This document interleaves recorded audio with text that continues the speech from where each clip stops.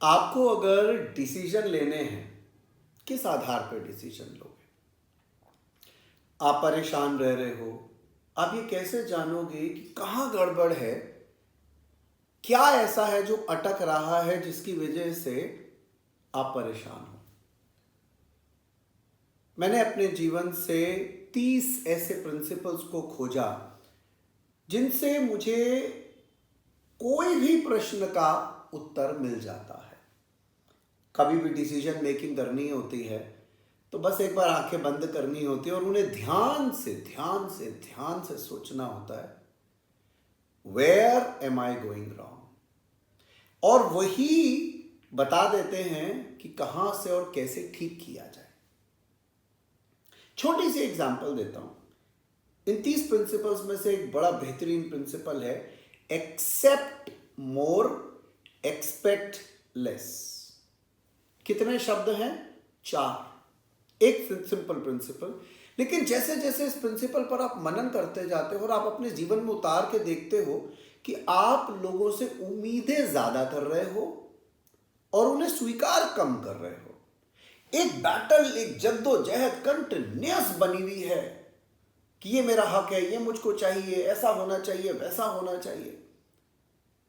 लेकिन जैसे ही आप इस प्रिंसिपल पे बार बार मनन करते हो, यू इंट्रोस्पेक्ट, तो आपके दिमाग में बात आती है कि मैंने इस सिद्धांत को समझा है कि मुझे अपने आसपास के जितने भी लोग हैं, जो भी लोग हैं, उन्हें ज्यादा से ज्यादा स्वीकारना है, एज इट इज समझना है और अपनी उम्मीदें कम करनी है। एक्सेप्ट मोर, एक्सपेक्ट लेस। जैसे जैसे मेरी उम्मीदें कम होनी शुरू हो जाती हैं, मैं धीरे धीरे रियलाइज करता हूं कि मेरा आनंद उभरना शुरू हो जाता है। बातें थोड़ी थोड़ी हैं, छोटी छोटी हैं, बड़ी सरल हैं, लेकिन गहरी हैं। ऐसी एक बड़ा बेसिक सा प्रिंसिपल है, be wise to enjoy richness in life. अब कितने ही लोग आपको ऐसे मिलेंगे जिनकी लाइफ के अंदर सब कुछ है, गाड़ी है, घर है, ऐश्वर्य है जिसको हम बोलते हैं, लेकिन सुकून नहीं है। कहीं ना कहीं वो उसका आनंद नहीं ले पा रहे और वो एक हर समय एक स्ट्रेस, एक एंजाइटी, एक टेंशन में बने हुए हैं। जैसे ही आप इस प्रिंसिपल में मनन करते हो, that one needs to be wise to enjoy richness in life, आपको समझ में आ जाता है कि मुझे विवेकी भी होना चाहिए। अगर मुझे यह समझ आ जाए कि पैसे को एंजॉय कैसे करते हैं, तभी मैं एंजॉय कर सकता हूं, अदरवाइज खाली पैसा होना पर्याप्त नहीं है। अब ये विजडम क्या है, ये हम सीखते हैं। क्या स्टेट ऑफ माइंड होना चाहिए या पैसा कितना होना चाहिए जो जीवन में सुख देता है, जिसके बाद अगर वो बढ़ता जाता है तो आप रियलाइज करते हो कि इम्बैलेंस आ रहा है। क्या विजडम रिक्वायर्ड है? तो वाइज होना जरूरी है। ऐसे एक और बड़ा बेहतरीन प्रिंसिपल है, 29 प्रिंसिपल्स में से, problem lies in seeing problem as a problem.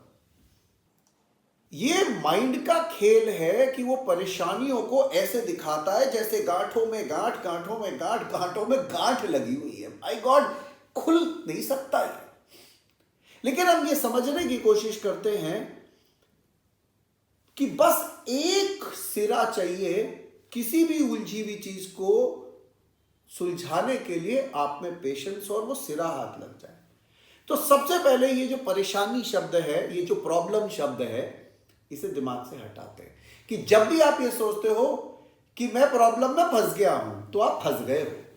तो हम ये साइकी को समझने की कोशिश करते हैं कि हर परेशानी एक केवल अननोन, अनसीन सिचुएशन है जिसे आपने आज तक हैंडल नहीं किया। जैसे ही आप किसी भी सिचुएशन को हैंडल कर लेते हो, वो प्रॉब्लम नहीं रहती। बहुत सिंपल सा एग्जांपल है कि आपकी गाड़ी टो हो जाती है। जब वो फर्स्ट टाइम टो होती है तो आप हड़बड़ा जाते हो, छटपटा जाते हो और आपको लगता है अरे मेरी गाड़ी चोरी तो नहीं हो गई। और जैसे ही पता चलता है टो हो गई तो भी आप में स्ट्रेस रहता है। अगर ये स्थिति दोबारा होती है आपकी लाइफ में, तो आप समझ जाते हो कि अब मुझे क्या करना है। क्योंकि अब वो अननोन सर्कमस्टेंस नहीं है, अब वो उतनी बड़ी प्रॉब्लम नहीं है। आप जाते हो, 15-20 मिनट लगते थाने तक जाने में, गाड़ी छुटवाने में, बट अब की बार आप मुस्कुराहट के साथ आते हो, पहली बार नहीं आए थे। तो कोई भी परिस्थिति जब तक अनजानी है, जब तक कॉन्फिडेंस कम है, तभी तक आपको लगता है वो प्रॉब्लम है। पर जैसे जैसे आपका माइंड ये रियलाइज करने लग जाता है कि मैं बहुत सारी सिचुएशंस को हैंडल करने के लिए कॉन्फिडेंट हूं, हर अननोन सिचुएशन को भी, तो प्रॉब्लम नहीं रह जाती। तो सबसे पहले हम इस प्रिंसिपल के थ्रू, इन 30 प्रिंसिपल्स में, इस प्रिंसिपल के through problem lies in seeing problem as a problem को ये बात कंप्लीटली क्लैरिफाई करते हैं कि आप कॉन्फिडेंट हो अननोन सर्कमस्टांसेस को हैंडल करने के लिए। वो विवेक भी है, वो शक्ति और क्षमता भी है। एक और प्रिंसिपल में बात करता हूं, learn to be better than yourself. मैं कॉलेजेस में ट्रैवल करता हूं और ऑब्जर्व करता हूं कि जितना यूथ है वो इतना कॉन्शियस है कि मेरे बगल वाला मेरे बारे में क्या सोचता है, वो मेरे बारे में क्या सोचती है, मेरे प्रोफेसर मेरे बारे में क्या सोचते हैं। Image building, conscious about the pressures, peer pressure, career pressure. लेकिन ये प्रेशर उनकी एफिशिएंसी नहीं बढ़ाता, ये उन्हें प्रेशर कुकर बना देता है।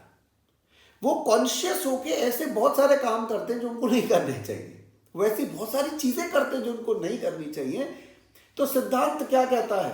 Learn to be better than yourself. केवल 6 शब्द बोल रहा हूं मैं, लेकिन ये 6 शब्द जिसके समझ में आ जाते हैं ना, उसकी लाइफ अपसाइड डाउन चली जाती है। वो ये समझ जाता है कि मैं परमात्मा की यूनिक क्रिएशन हूं, मेरा कंपैरिजन किसी से नहीं किया जा सकता। जब मेरा कंपैरिजन ही किसी से नहीं किया जा सकता तो मुझे किसी और से बेहतर होने की कोई जरूरत नहीं है। मुझे केवल खुद से बेहतर होना है, कल से आज बेहतर करना है। एक स्पोर्ट्समैन क्या करता है? अगर वो 500 मीटर भाग रहा है और उसे मालूम है कि वो 2 मिनट 25 सेकंड में कर रहा है, अगले दिन वो 2 मिनट 15 सेकंड में करेगा, उससे अगले दिन वो 2 मिनट 10 सेकंड में करेगा, उसके अगले दिन वो 2 मिनट में करेगा। यानी कि आपका स्कोर खुद से बेहतर होने में होना चाहिए।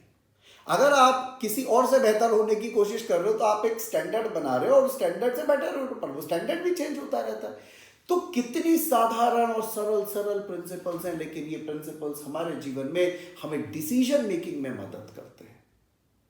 इतना ज्यादा मदद करते हैं कि हम जहां फंसते हैं, जिन सिचुएशन में फंसते हैं, हमें समझ आ जाता है कि मुझे एक बार उन 30 प्रिंसिपल्स को दोबारा से सोचना है, आंखें बंद करना है, मनन करना है, मैं कहाँ कंफ्यूज हो रहा हूँ। और जैसे ही मैं उन प्रिंसिपल्स को एक बार दोहराता हूँ, जीवन में उतारता हूँ, मैं देखता हूँ कि मैं स्ट्रॉन्ग कॉन्फिडेंटली आगे बढ़ रहा हूँ।